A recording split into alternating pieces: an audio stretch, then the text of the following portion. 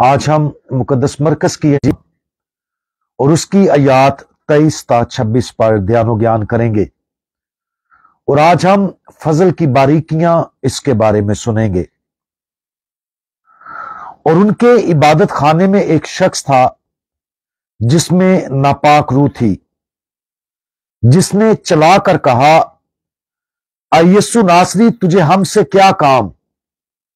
کیا تو ہمیں ہلاک کرنے آیا ہے؟ میں تجھے جانتا ہوں کہ تو کون ہے، قدوس خدا۔ یسوع نے اسے ڈانٹا اور کہا کہ چپ رہ اور اس میں سے نکل جا۔ تب ناپاک روح اسے مروڑ کر اور بڑی آواز سے چلا کر اس میں سے نکل گئی۔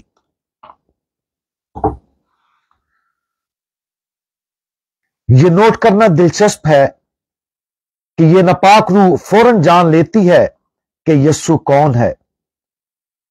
اس کی وجہ یہ ہے کہ دو مخالفوں میں سے ہر ایک دوسرے پر بہت واضح طور پر زور دیتا ہے۔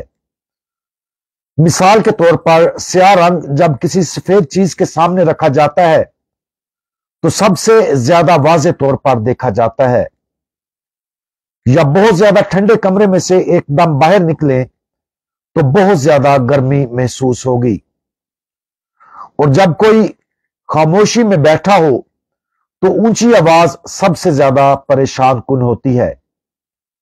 اور اسی طرح یہ خداوند یسوع مسیح اور برائی کے ساتھ بھی ہے۔ جب وہ کسی ناپاک روح کے ساتھ سامنا کرتا ہے تو یسوع خدا کا قدوس سب سے زیادہ واضح طور پر دیکھا جاتا ہے۔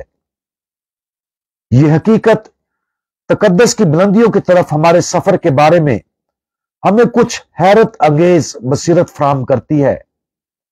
اکثر اوقات جب کوئی ایک گہری اور بدلنے والی تبدیلی کا تجربہ کرتا ہے تو اس کی وجہ یہ ہے کہ وہ پہلے گناہ کی زندگی گزار رہے تھے۔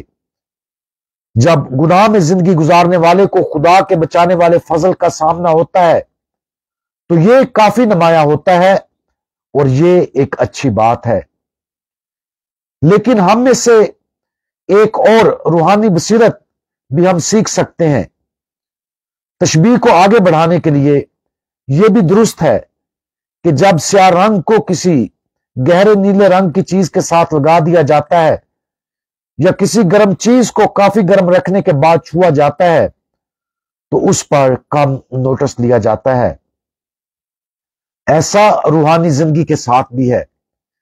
جب ہم زندگی کی حقیقی پاکیزگی حاصل کرنے کی کوشش کر رہے ہوتے ہیں، اور جب ہم پہلے سے ہی بہت سی خوبیاں جن کے لیے ہمیں بلایا جاتا ہے ان کے مطابق جی رہے ہوتے ہیں، تو خدا کے قریب اگلا قدم شاید اتنا قابل توجہ نہ ہو۔ اس کی بجائے جو پہلے سے ہی کمال کے لیے کوشاں ہیں، اس کے لیے کمال میں اضافہ بہت لطیف ہوگا، اور یہ بھی اچھا عمل ہے۔ یہ سمجھنا ضروری ہے کیونکہ بعض اوقات جب کوئی شخص ابتدائی زندگی میں ایک طاقتور تبدیلی سے گزرتا ہے تو وہ اس تجربے کی طرف واپس آنا چاہتا ہے جو اس نے شروع میں تبدیل ہونے کے وقت حاصل کیا تھا، لیکن یہ ہمارا مقصد نہیں ہونا چاہیے۔ اس کی بجائے ہمیں ان مزید لطیف تبدیلیوں کا تجربہ کرنے کی مسلسل کوشش کرنی چاہیے جو ہمیں پاکیزگی کی زندگی سے ایک اور بھی زیادہ تقدس کی زندگی کی طرف لے جاتی ہے۔ اس صورت میں اگر ہم اپنے اندر روحانی تجربات کے ایک طاقتور تضاد کو محسوس نہیں کرتے تو یہ محض اس لیے ہو سکتا ہے کہ ہم سنگین گناہ پر قابو پانے کی کوشش نہیں کر رہے ہیں۔ اس طرح ہر مسیحی کے لیے یہ مثالی ہے کہ کم متضاد روحانی تجربات کا تجربہ کریں اور زیادہ ان کا جو نرم اور لطیف ہوں، کیونکہ ہمارا خداوند ہمیں بہت سے طریقوں سے نرمی سے کامل کرنا چاہتا ہے۔ آج ہم تقدس کی طرف اپنے روحانی سفر پر غور کریں۔ اگر ہم اپنی زندگی میں سنگین گناہ دیکھتے ہیں تو جان لیں کہ خدا ہمیں ان گناہوں سے آزاد کرنا چاہتا ہے اور ہمیں ایک بڑی تبدیلی کے ذریعے اپنی طرف کھینچنا چاہتا ہے۔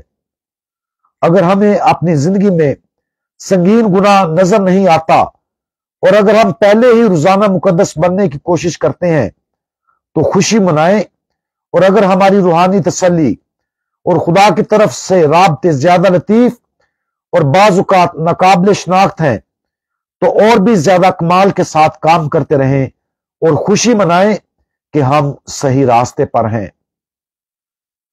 तमाम पाकीज़गी के मालिक खुदावंद बराए करम हमें कमाल की जिंदगी की तरफ खींचते रहें, हर नेकी में बढ़ने में हमारी मदद करें, ताकि आपकी तरफ से दिए गए फजल के हर तोहफे से हम मुसलसल आगा रहें। बराए करम खास तौर पर हर छोटे और लतीफ फजल पर ध्यान देने और उन नेमतों का सच्चे, खुले और शुक्रगुजार दिल से जवाब देने में हमारी मदद करें। खुदावंद यीशु मसीह हमारा भरोसा आप पर है। आमीन।